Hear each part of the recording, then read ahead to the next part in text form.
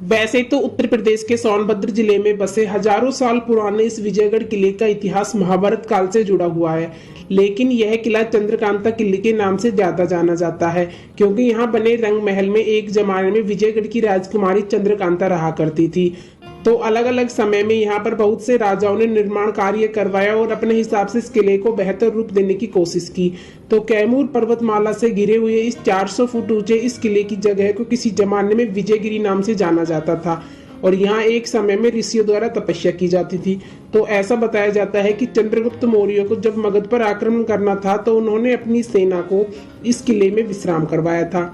विजयगढ़ से लगभग 280 किलोमीटर की दूरी पर मगध पड़ता है, जो कि मौर्य वंश का साम्राज्य हुआ करता था और जो वर्तमान में बिहार राज्य में स्थित है। इसके अलावा विजयगढ़ के इस किले पर गुप्त वंश, प्रतिहार वंश, मुगल वंश और अंत में काशी नरेश चेत सिंह का भी राज रहा था। लेकिन आपको बता देते हैं, साल 1888 यानी कि सन 1888 में प्रकाशित देवकी नंदन खत्री द्वारा लिखे गए हिंदी उपन्यास चंद्रकांता ने इस किले को पूरे देश में प्रसिद्धि तो दिलाई थी, लेकिन साल 1994 से 1996 तक प्रसारित हिंदी सीरियल चंद्रकांता ने छोटे पर्दे पर ऐसी धाक जमाई कि विजयगढ़ का नाम सबकी जुबान पर छा गया। और फिर विजयगढ़ की राजकुमारी चंद्रकांता और नौगढ़ के राजकुमार वीरेंद्र सिंह की अमर प्रेम कहानी लोगों के बीच चर्चा और रोमांच का विषय बन गई। इस किले के अंदर से ही एक गुफा के जरिए नौगढ़ और चुनारगढ़ तक पहुंचने के लिए रास्ता भी बनाया गया था और इन्हीं गुफाओं में खजाना छिपे होने की संभावना भी अक्सर जताई जाती है। तो वीर गाथा, अय्यरों की अनसुनी कहानियां और तिलिस्मी के खजाने से भरपूर विजयगढ़ के किले के तार आस्था से भी जुड़े हुए हैं। तो एक तरफ में यहाँ पर राम सागर तालाब है, जिसकी गहराई के बारे में आज तक कोई भी पता नहीं लगा पाया है और भीषण गर्मी में भी इसमें कभी भी पानी नहीं सूखता। श्रावण मास में इस तालाब से कांवड़िया जल भरकर शिव द्वार में जलाभिषेक करते हैं और यहाँ हर साल अप्रैल के महीने में एक मेला भी आयोजित किया जाता है। और वहीं दूसरी तरफ से अगर हम देखें तो मुस्लिम समुदाय के लोग यहाँ स्थित मीरान शाह बाबा की मजार पर दूर दूर से चादर चढ़ाने आते हैं। तो विजयगढ़ के इस किले को गंगा जमुनी तहजीब के परिमाण के रूप में देखा जाता है। नमस्कार दोस्तों, आज हम आपको ले जाने वाले हैं हजारों साल पुराने तिलिस्म के खजाने से भरपूर आस्था, रहस्य और रोमांच के संगम स्थली विजयगढ़ के किले में, और इससे जुड़े सारे इतिहास की जानकारी हम आपको इस वीडियो में देने वाले हैं। विजयगढ़ किला। विजयगढ़ का किला रॉबर्ट संघस से लगभग 30 किलोमीटर की दूरी पर स्थित महूकला गांव में स्थित है। विजयगढ़ का किला 5वीं शताब्दी में बनवाया गया था। यह वही किला है जिस पर महान उपन्यास चंद्रकांता लिखा गया है, जिसे देवकी नंदन खत्री ने लिखा है। यहाँ हम अपने साधन से पहुंच सकते हैं। यह किला पहाड़ से लगभग 400 फीट की ऊंचाई पर बना हुआ है। इस किले क्षेत्र कैमूर रेंज की खड़ी और बीहड़ पहाड़ियों से ढका है। विजयगढ़ किले का निर्माण और इतिहास। यह राजकुमारी चंद्रकांता का किला है, जिसे नौगढ़ किले के राजा विक्रम वीरेंद्र सिंह जी प्यार किया करते थे।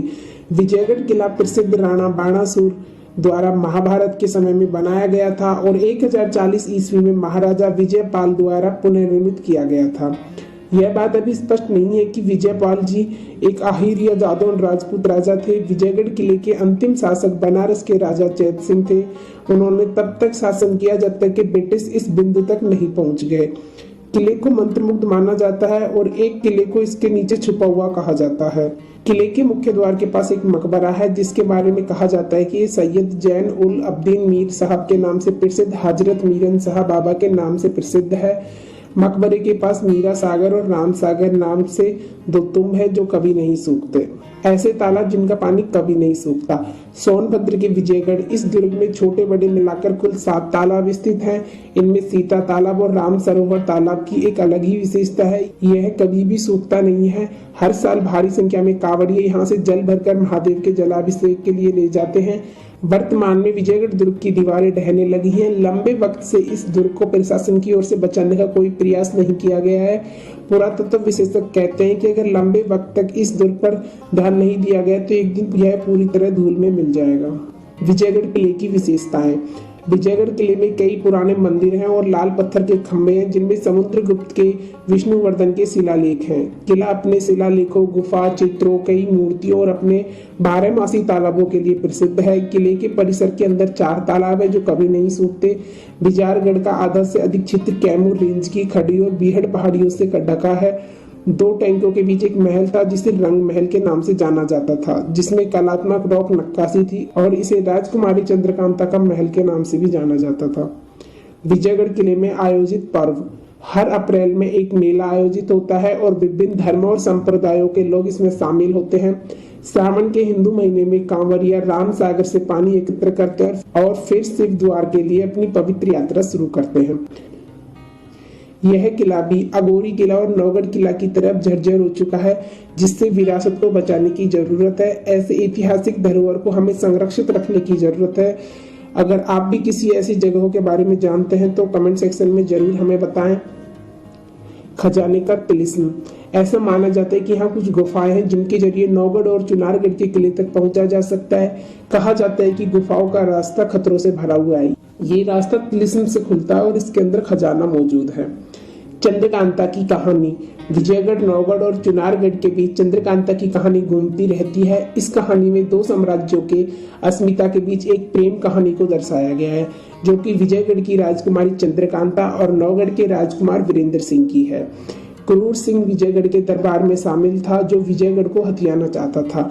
जब वो ये नहीं कर पाया तो चुनारगढ़ के राजा शिवदत्त से दोस्ती कर ली। क्रूर सिंह की बातों में आकर शिवदत्त ने चंद्रकांता को पकड़ लिया। चंद्रकांता वहां से भाग नहीं सकी। कुंवर वीरेंद्र सिंह ने अय्यारों की मदद से तिलिस्म को तोड़ा और चंद्रकांता को अपने साथ ले गए। काशी नरेश थे अंतिम शासक। 4वीं शताब्दी से 6वीं शताब्दी तक यहाँ गुप्त वंश का राज रहा था और उसके बाद गुर्जर प्रतिहार वंश ने यहाँ राज किया। सन 1040 में इस किले को दोबारा जादौन के शासक विजयपाल ने करवाया। अकबर के समय में विजयगढ़ का किला मुगल वंश के नियंत्रण में था। बाद में काशी नरेश ने इस पर कब्जा जमा लिया और काशी नरेश चैत सिंह इसके अंतिम शासक।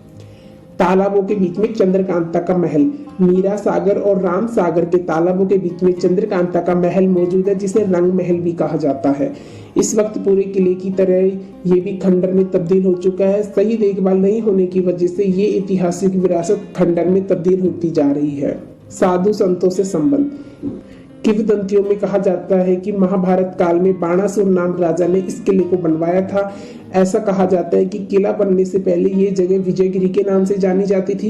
यहाँ साधु महात्मा तपस्या और पूजा पाठ किया करते थे। यही वजह है कि आज भी आपको यहाँ साधु दिखाई दे जाते हैं। बर्तन देने वाला तालाब। किले के अंदर 7 तालाब बने हुए हैं, जिसमें राम सागर और मीरा सागर में आज तक पानी नहीं सूखा है। कहानियों में ऐसा भी कहा जाता है कि ये राम सागर तालाब से बर्तन निकलते हैं। जो लोग यहाँ आते हैं वो इन्हीं बर्तनों में खाना खाकर उन्हें तालाब के पानी से धोकर उसी तालाब में छोड़ दिया करते हैं। कैसे पहुंचे किले तक? वाराणसी के करीब 125 किलोमीटर दूर मौजूद इस किले तक पहुंचने के लिए आपको पब्लिक ट्रांसपोर्ट नहीं मिलेगा। आपको अपने निजी वाहन से जाना होगा या फिर किराए का कोई वाहन देखना होगा। इसके आसपास पूरा जंगल है। इस किले को चढ़ने के लिए 400 फीट की खड़ी चढ़ाई में जाना होगा, इसलिए आप सुबह के समय ही यहाँ जाएं। और अगर आपके साथ बुजुर्ग और बच्चे हैं तो आपको चढ़ाई चढ़ने में दिक्कत आ सकती है। तो दोस्तों, यह था विजयगढ़ किले का इतिहास। आपको यह जानकारी कैसे लगी हमें कमेंट करके बताएं और वीडियो को लाइक शेयर एंड सब्सक्राइब करें।